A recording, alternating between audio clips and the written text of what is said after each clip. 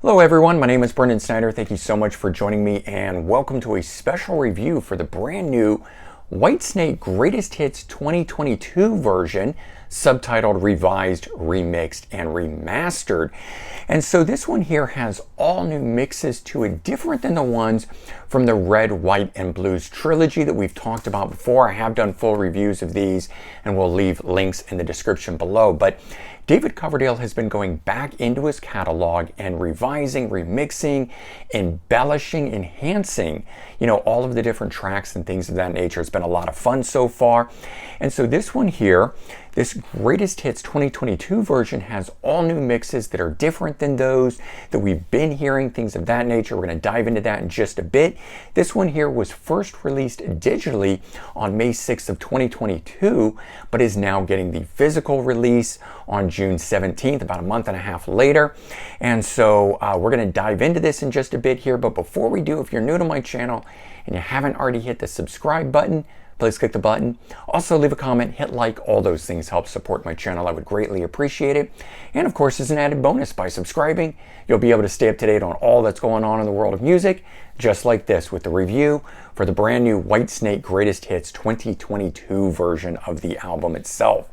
So let's talk a little bit about the history here for David Coverdale. It gives us some context about what we're talking about in terms of this Greatest Hits. But David Coverdale got his start when he joined Deep Purple in 1973 as a relatively unknown singer at that point, taking over lead vocals from Ian Gillan. And he recorded 3 studio albums with Deep Purple before they disbanded in 1976. Now, at that point, he went on to record 2 solo albums, the Whitesnake titled album from 1977, of course, the one that would have ultimately taken the name to form a band behind in North Winds in 1978. 2 really interesting early era solo albums from David Coverdale that are worth checking out. And then so he would form the band Whitesnake in 1978, 44 years ago at this point. Can't believe they've been around that long already. And throughout the years, David has been the only constant member amongst the group. They've released 13 studio albums, having tremendous, huge amount of success in the 1980s with the trio of albums Slide It In 1984, the self-titled 1987 album, and Slip of the Tongue in 1989, of which the original Greatest Hits, which is this version here, mostly we can tell that just simply because it's in a jewel case edition of it, and that edition of the album itself had 14 tracks on it. So 3 of those tracks were unreleased in the US, making for a pretty tasty little treat when we got that in 1994. Had the songs Looking for Love, You're Gonna Break My Heart Again, and Sweet Lady Luck. And for this new version here, though, he drops one of those unreleased songs, Looking for Love, but he adds 3 more songs in its place. Give Me All Your Love from the self-titled album in 1987, Guilty of Sin from Slide It In 1984, and then he adds one of the newer songs that he's done, Forevermore, from the title track of that album in 2011. Otherwise, everything else is from those early trio of albums in the 80s. So now we've got a total of 16 tracks on this thing. Beyond that, there are more differences on this album, which is the reason that the title itself has been subtitled with the words Revised, Remixed, Remastered. The album now features a number of new parts on it, and biggest one being Derek Sherinian on keyboards and Hammond organ. Of course, he is former Dream Theater, but he's played and guested with so many great different musicians, Ozzy Osbourne to name one there, and of course he's been part of Black Country Communion and Sons of Apollo and stuff of that nature as well. But beyond that, we've also got Adrian Vandenberg now playing guitar on the Deeper the Love and Judgment Day, both of those coming from Slip of the Tongue.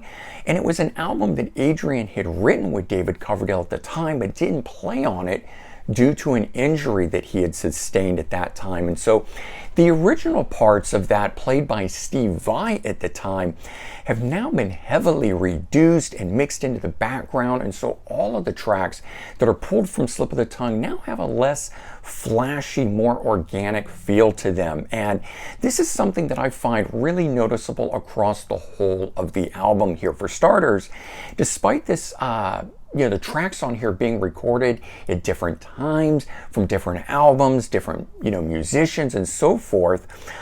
This now all sounds as though the songs were recorded together by the same group of musicians. It has less of that 80s flash to it, featuring a more organic feel throughout the whole of the album.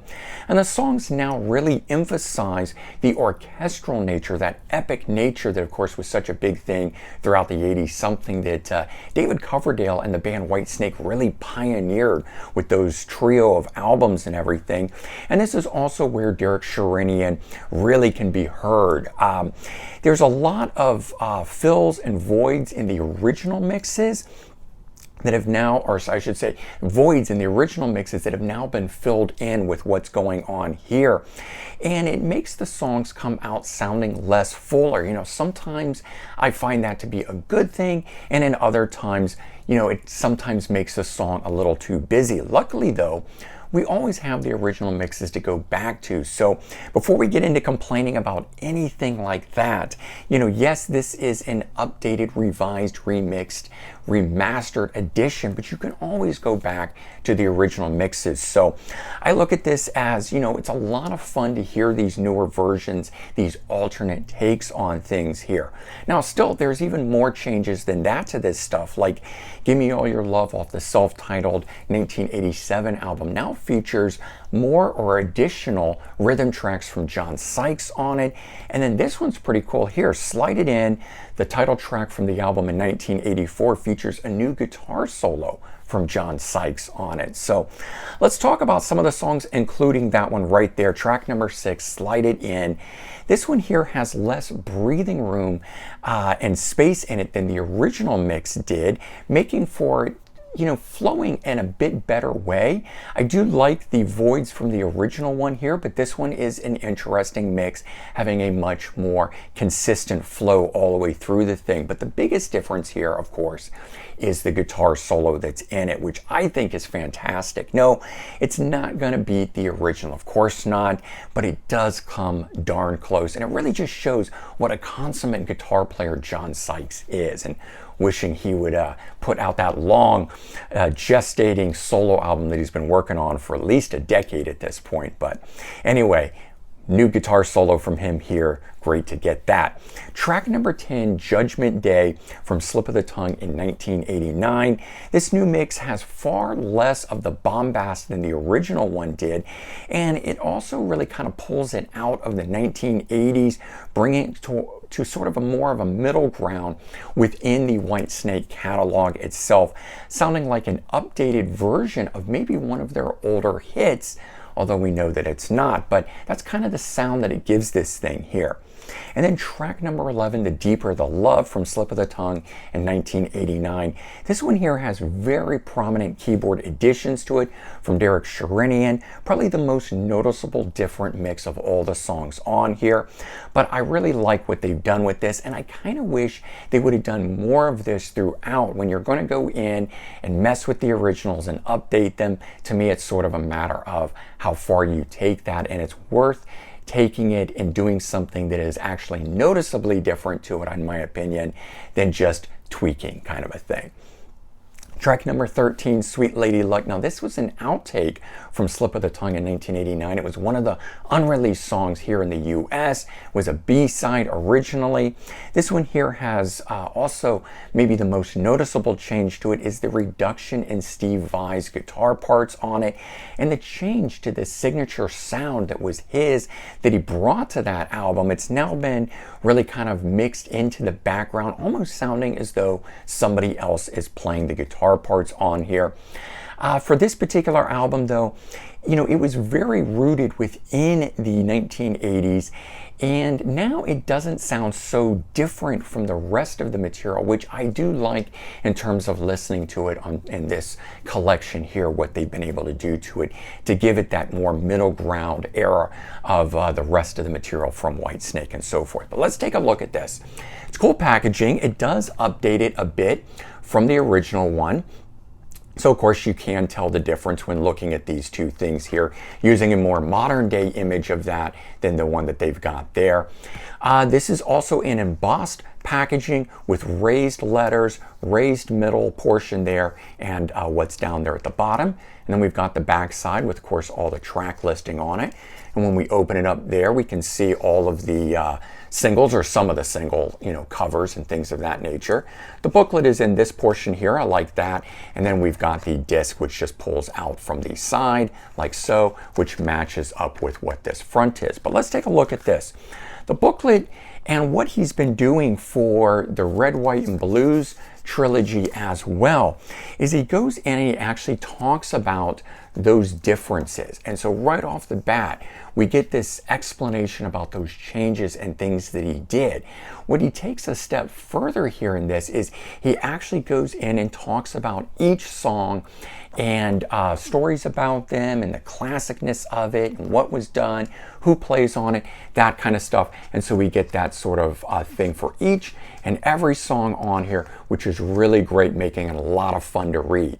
Then you get the lyrics and everything, but you also get at the end of that who plays on each of these tracks. And so you can see when like Derek Sherinian is adding parts to it, or another guitar player or something of that nature. So very cool to get all of that stuff. For me, not only is it the new mix of all of this, but it's that enhanced booklet with all that added information that makes getting this, because I own all of the original material of this, so to add and provide something new, something different that I don't already have, is of course something of great interest to me.